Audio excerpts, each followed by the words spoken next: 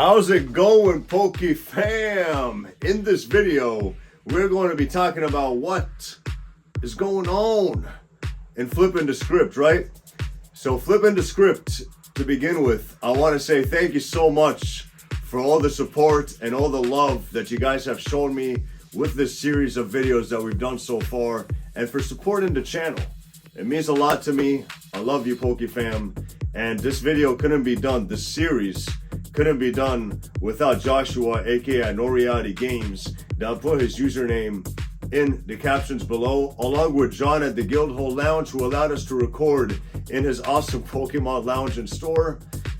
And you see, this series, this story has been a passion project of mine. And I hope that you guys have found this series and stories inspiring. It's about overcoming fear, because fear is false evidence appearing real. It's that false entity that we create within our minds to become real. And doesn't it make sense that if we're aware of what our fears are, then true fear comes from within? And in order to overcome it, you're going to have to go through a series of challenges and preparation in order to face it.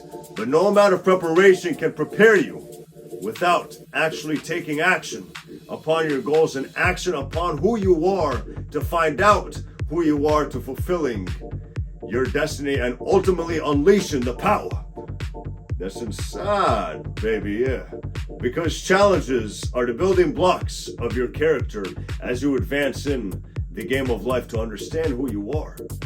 You see, your uniqueness is your difference, and thus will get you on the road of self-discovery to ultimately fulfilling your destiny.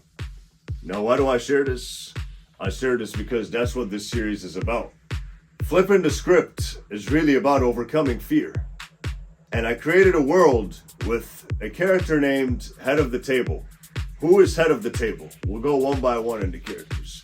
The Head of the Table is a character I created that is controlling everything that's going on in the world of collectors. The collectors nowadays are not getting the hits that they want. They're on a chase for a specific card, but they never get it most of the time. And how hard it's been to get those cards. And it's because the Head of the Table is controlling who gets the hits and who doesn't get the hits.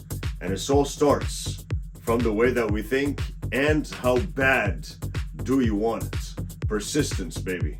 So that's the Head of the Table, which I'm also going to refer to towards the end of the video.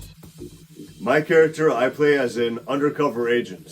And in the very first episode, which I'm going to share all the episodes in my story throughout the week for everybody to catch up before releasing the next one, I went into the Guildhall Lounge to meet John, undercover of course, to find out, to maybe get some answers about what's going on in the world of Pokemon collectors.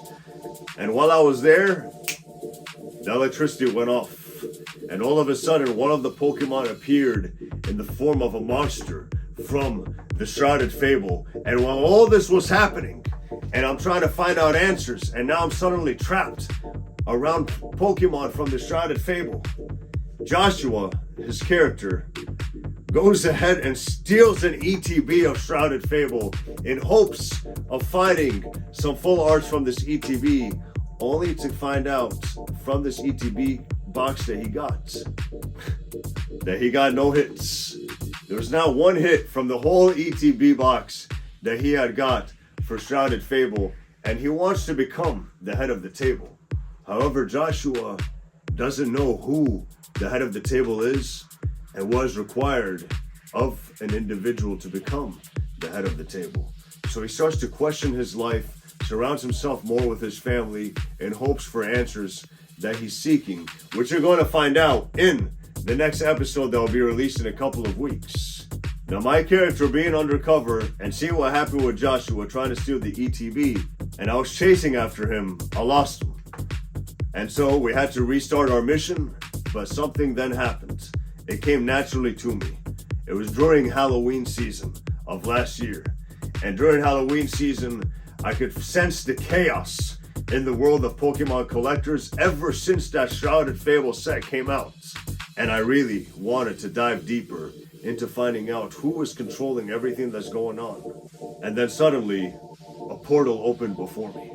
And I knew I had to step into the portal in order to face who I'd later find out is known as head of the table. Because I was on a mission to save Pokemon collectors worldwide. And that's why I took the risk in order to step into the portal and face the head of the table for the universe of Pokemon collectors. And then came the episode that you guys saw the other week in episode 1, which is mainly about really introducing who the head of the table really is, right? So last week's episode, I did indeed introduce the head of the table. And the head of the table is this scary character that is surrounded by ghosts like Gengar and has his own dark mansion. And it seemed as if he was waiting for my arrival because he knew I would step into that portal. In fact, he probably set the portal there himself so that he could meet me face to face. And once I saw him, I was indeed scared. And the head of the table could sense my hesitation, could sense my doubt, and could feel my fear. Even though I was able to take a step forward and trying to build up the courage to face the head of the table, I was not ready. I was not ready, and in my heart, I knew I was not ready. And because the scary head of the table could sense my fear, that's how he was able to vanish me out of sight. And now what's going to happen in the next couple of videos, the next episode, you're going to be introduced more to Joshua and what's going on with him and his own path of self-discovery and understanding what it means to be head of the table and how to get the cards that he wants. And you're going to see my character as the MVP is going to go through a series of challenges of his own. Because challenges, again, are the building blocks of your character. And these challenges that I'm going to face, these fears that I'm going to have to face, are actually going to prepare me to be able to face the head of the table once and for all. And I hope that you guys find each and every episode as meaningful as I intend them to be. That you get one little piece of meaning from it in hopes not only to get everybody to unleash their most creative side, unleash the power within, but I believe that these stories can resonate with everybody, and I appreciate you all, Poke fam. I want you to know that I love each and every one of you. Thank you so much for all your support. So now that you're all caught up with Flippin The Script, if you haven't seen the episodes already from previously, again, I'm gonna have all of the posts, all of the videos of Flippin The Script posted on my story all week long in order for you guys to catch up and watch if you haven't already. And make sure to check out Joshua's page at Noriade Games and John at the Guildhall Lounge, which I'll have their usernames in the captions below. Follow them, support them, because if it wasn't for them, this whole series wouldn't be possible.